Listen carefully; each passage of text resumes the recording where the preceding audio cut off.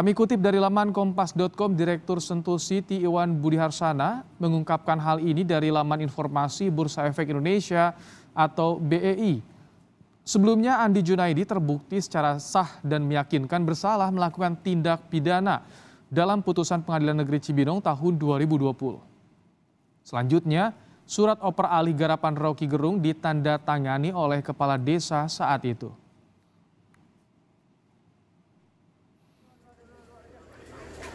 Sementara itu, Roky Gerung membantah membeli lahan dari seseorang yang memiliki masalah hukum.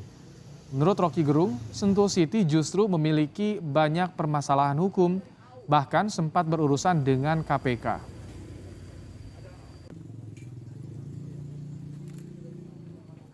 Kan selama ini terus-menerus sertifikat itu soal kecil, itu bukan soal itu dasarnya tuh. Kalau kita ditanyakan, bahkan disebutin di media massa bahwa saya membeli dari seorang kriminal apa segala macam. Nah, Sentul City itu yang biangnya kriminal, yang bahkan yang punyanya ditangkap KPK kok di penjara 5 tahun dan tiba-tiba tinggal 2,5 tahun tuh.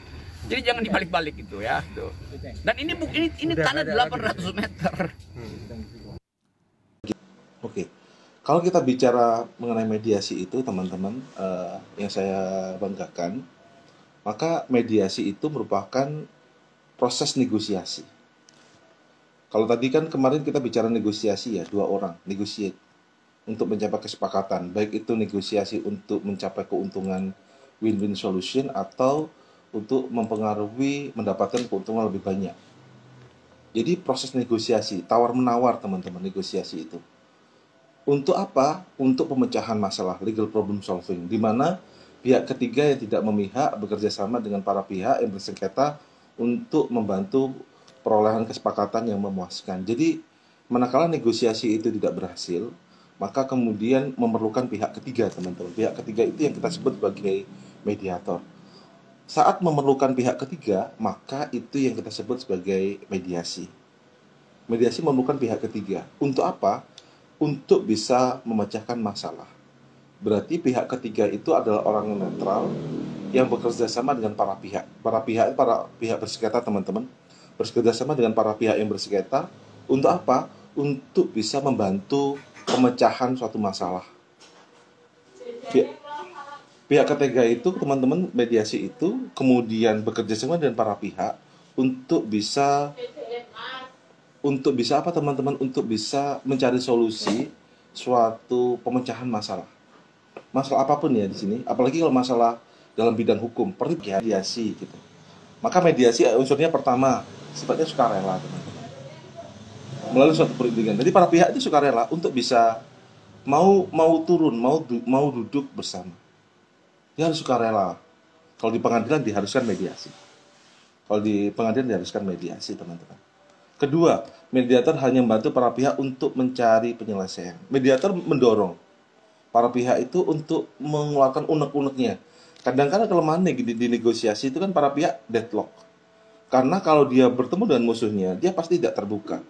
Maka perlu pihak ketiga yang netral untuk bisa memecahkan suatu masalah, mencari solusi, mencari tawaran-tawaran, teman-teman, mencari opportunity baru yang bisa diterima oleh kedua belah pihak. Itu adalah fungsi mediator. Mediator menawarkan jalan penyelesaian, maka seringkali mediator kalau lihat kasus tes itu kan, dia ada solusi A, B, C, D. Kalau nggak kena A, kena B, kena C, kena D, teman-teman. Karena dia mencari solusi. Maka perkara-perkara bisnis itu seringkali mediasi. Perdata itu mediasi. Peti piring, mediasi, teman-teman. Peti piring tidak pidana dengan mediasi. Kemudian sengketa bisnis ya mediasi. Karena kenapa? Mereka beranggapan penyelesaian melalui persidangan jawab-menjawab itu perlu waktu lama. Kayak saya ini sengketa perbuatan melawan hukum ya. Kemudian hari ini jawab-menjawab. Karena konsepnya tadi itu dalam konteks persidangan, jawab-menjawab perlu waktu yang lama. Memerlukan perlu waktu yang lama dan kemudian teman-teman itu juga berdampak kepada psikologis. Capeknya, lamanya.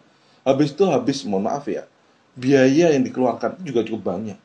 Karena bayar lawyer, bayar wirawirinya itu banyak. Kalau di mediasi, solusinya saat itu mau menerima tawaran dari saya untuk mediasi, saya berikan separuh tanah saya, kemudian dia tidak gugat lagi, itu aman, kita buat satu perjanjian. Ternyata dia nggak mau, dia mau tiga objek tanah itu dia miliki semua. Ya udah, saya jawab, kemudian ya udah kita